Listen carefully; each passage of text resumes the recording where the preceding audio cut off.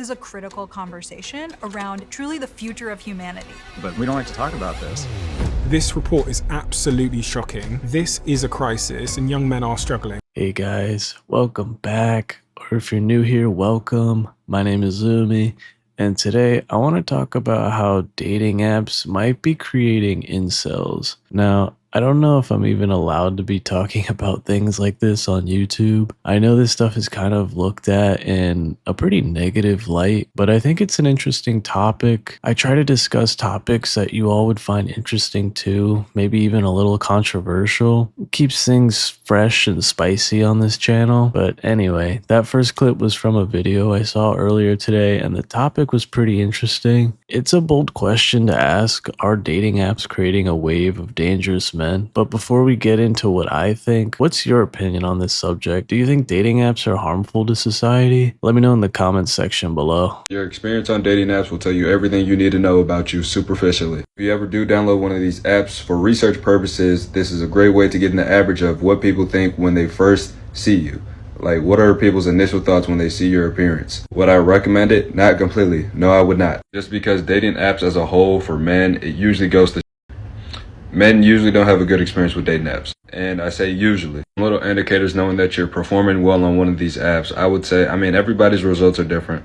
But I'd say if you're on Hinge, I'd say if you get at least 30 to 50 likes in, let's say, a month. I feel like 30 to 50 likes in a month is not average. Like, that's probably above average. Like, it's rough out here. I feel like the average is probably closer to 20 or 30 likes a month. So pretty much one like a day. And that's not to say that there's something wrong with you. I think it's because the apps are mostly full of bots these days. But I also think men try not to put too much effort into their profiles because it comes off as desperate. However, if you don't put in any effort at all, no one is going to take you seriously. That's the thing that bothers me the most about all of this. It's like this annoying balancing act that we as men have to do. Like, I wish we could just be honest with each other about our intentions. But if you actually do that, you're looked at like you just committed a crime against humanity. Like, honestly, we're so cooked, man.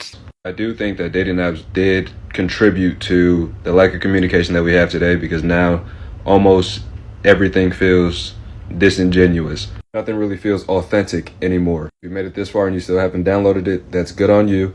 Your best bet, honestly, if you really care, and you got the hunger, your best bet is to go in person. You literally just go in person. You would simulate exactly what you would do on Hinge or Tinder, but you would actually have a lot better communication. And honestly, you'd probably have a lot better of a chance to actually bagging these women that you're talking to. Now, I'm not going to say you should be shooting your shot at every woman, but if you did, you would have a higher chance than you would on Tinder or Hinge. Just make sure the shot attempts get better with every shot. Your field goal percentage should be going up as you start approaching more and attempting more shots. But just to reiterate, dating apps weren't meant to typically work for men. You know what I mean? That's why you get charged so much money. It's an infinite loop. And with that being how mostly men occupy dating apps, it's crazy how it really doesn't work for them. You know what I mean? It's only a small percentage of men who are actually getting mad. He makes an interesting point here. Like, the dating apps were never designed to benefit men. It kind of reminds me of how bars and nightclubs work. These places would often do these promotional things in the middle of the week when the revenue was at the lowest, and they would basically let women drink for free, or they're not charged like a cover to get in. And they do this because they know that's what guys want, and it's what women want too. Think about it. It's actually pretty genius. Like, you hear ladies night, and if you're a woman, you think, oh, it's free stuff, I want to go. And if you're a man, you think, oh, I can meet women, I want to go. It's like a classic marketing tactic. But yeah, I think that pretty much sums up the dating apps today. It's like he said in the video, it's pretty much this infinite loop of men and women meeting, but instead of men buying drinks like at a bar, they're buying roses or super likes or whatever the crap they're selling on the apps. I think you start to see problems come up when communication is replaced completely with text. Like, there's so much more to human communication that is unspoken. Like, for example, body language, or the way you talk, or the way you carry yourself, eye contact, smells, like the list goes on. But all these crucial things we as a people have relied on since the beginning of time is now suddenly replaced with a few pictures and a bio. Like, dog, no wonder we have a loneliness epidemic. We've pushed technology into certain aspects of life where it just doesn't work. Or it works almost too well, but only for the top percentage of people. Like it's a Pareto distribution or the 80-20 rule. You know, basically the best of the best gets everything, but then the majority is left with nothing. Recognize you're not supposed to win on dating apps as a man. Thug it out, approach in real life. You'd have a way better chance of real life, and I feel like you'd feel a lot better approaching in real life than just doom swiping.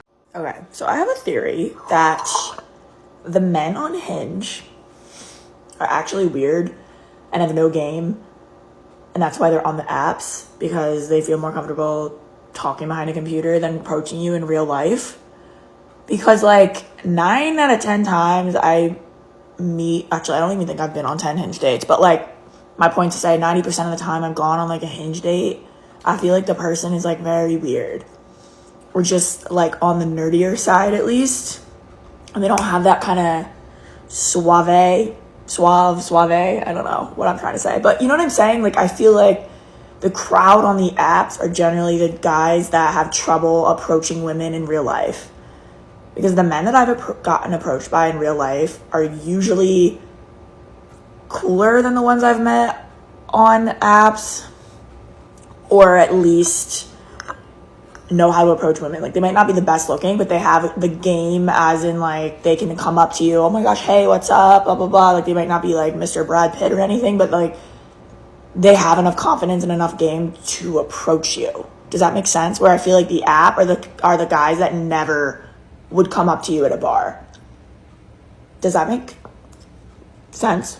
Yeah, see, this is why I'm telling all my homies, you just gotta stop with the dating apps and start meeting people in real life. Like, I feel like we all just need to get out more. And look, I'll be honest, I have trouble doing this too. Like, I have social anxiety, and I feel like the pandemic really messed up our social skills on top of that. But the only way to get better at it is to just do it. If you're not familiar, that's pretty much why I started this YouTube channel. Like, I actually noticed my social skills were declining, and I wanted to find a way to practice speaking more often, especially since I'm out of a job and don't even have work to rely on for socializing. But yeah, going back to the main topic at hand here, I think the dating apps are contributing to the rise in incels because men are getting rejected more often on there. And I believe rejection has a pretty harmful effect on our psyche. Like if you get rejected enough times, you could have a mental break, which is why I think causes this kind of behavior in some men. I don't know. What do you guys think? It's 2025. I don't know when as a society we're going to collectively agree that the dating apps are a problem. Like a genuine problem that have infiltrated society and disrupted human behavior and preying on human psychology. Because a lot of problems that we're facing in society today, the declining birth rate, dating apps, the high divorce rate, dating apps, the high cheating rate, dating apps, the chronic isolation that's occurring, dating apps, even male loneliness, dating apps. Because I'm sorry, you can't learn how to swim by watching videos on how to swim. You have to get out there and swim. Okay? And these dating apps are preying on this function of like, are you sure you want what's behind this door when you can have what's behind this door?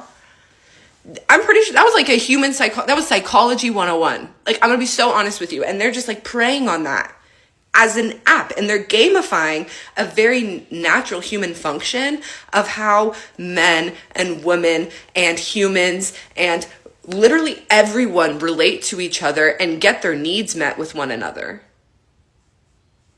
It is the basic foundation of all of society being operated and running off of.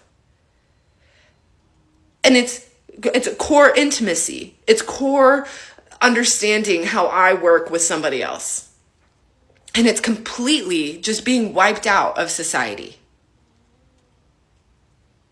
And we still are just going along with it, still swiping, still giving them our attention, still giving them our money, when it's like they're causing the problems.